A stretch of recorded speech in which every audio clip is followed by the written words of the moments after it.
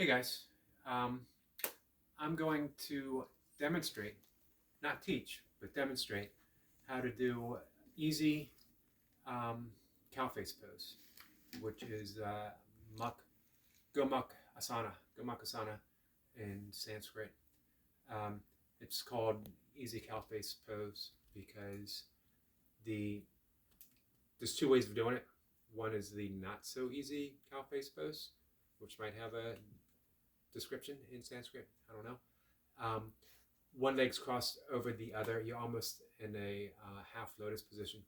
Not quite, but almost. Um, Easy cow face pose, much easier, and you get to concentrate just on the upper body more so than when you cross your leg over. It's been great for me for addressing some shoulder issues, um, getting my shoulders in alignment, as well as stretching everything out. So again, I'm just going to give a quick demonstration. I'm going to start in diamond pose. Diamond pose is, maybe get over here.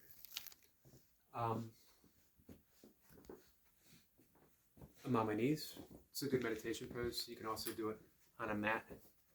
We just came in from a walk and run, and I was in, it's cold and wet outside, and I was in my vibrant five fingers. So my toes have a tendency to cramp up. So I'm only sitting in it for a second as I describe what's going on. I'm going to latch on to my hands behind my back, one up, one down. Up until 2 or 3 weeks ago, I actually couldn't do this. There was some, I could do it with one side, but there was some distance between my two hands. Through working with it, practicing it.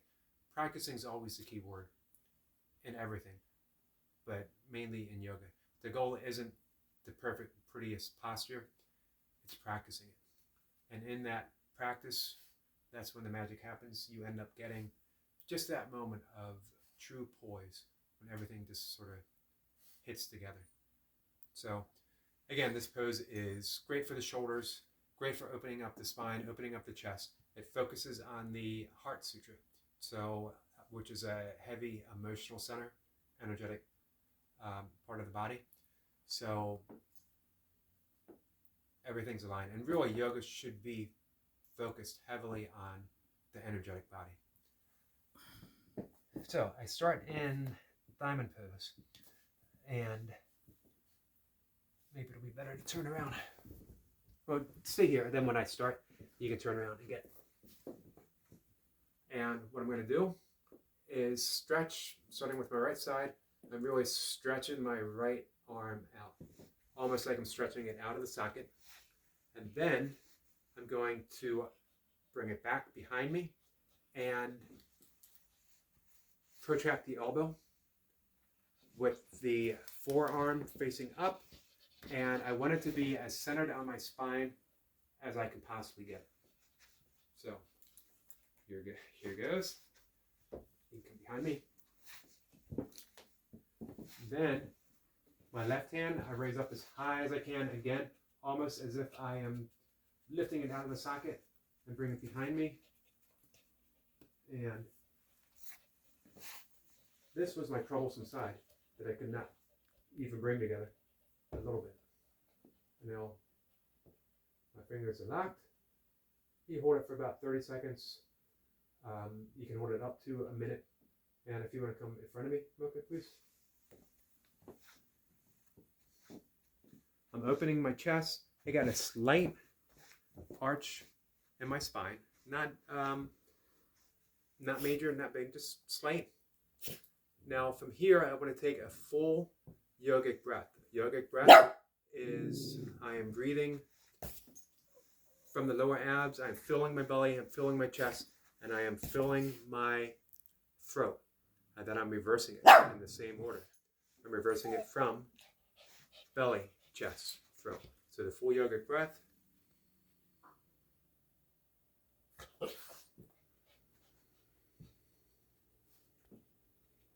can close your eyes. You want your face nice and serene. no strain. When the time is up, I release the same way I got in, and then I'm going to do the other side. You're always going to find one side is probably going to be easier than the other. For me, my left side is easier. As those who watch the burpee videos, you know that I have some issues with my right shoulder. So I am stretching forward. I swing it back behind me as close to my spine as possible. I stretch up.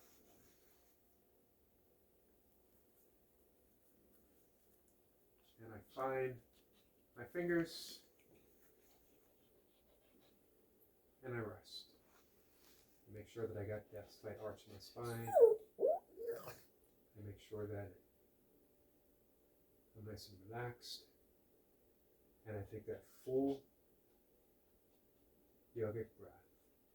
Belly, chest, throat, and I breathe out. Belly, chest, throat. And then I release.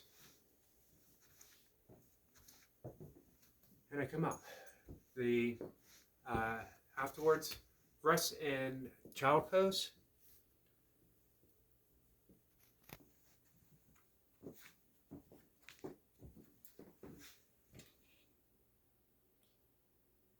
This helps lengthen the spine, and it counteracts the motion that we just did. You can rest in there for 30 seconds, and then you would follow it up with a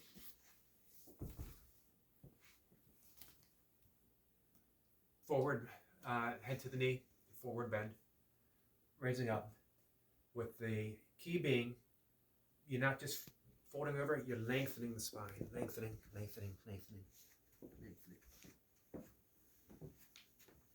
These three postures actually, as I keep lengthening, eventually I lengthen it up where I can bring my head to my knee.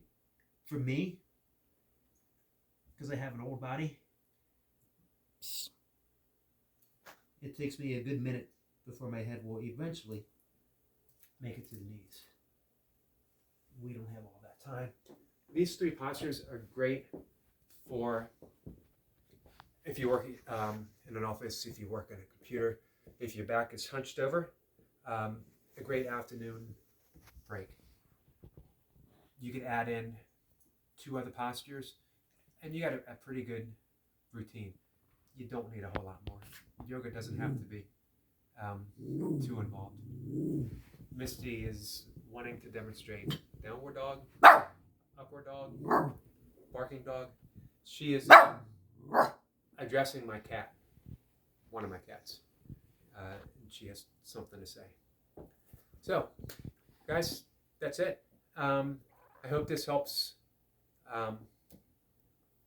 If you have any shoulder issues, I hope it helps. And if you have any questions, comments, just go ahead and let me know. We'll talk more about it. Again, this is just a demonstration, not teaching it. If you want to learn how to do it, great sources on YouTube, as well as Googling it up. Easy cow face pose. Gomukhasana. All right, guys, take care.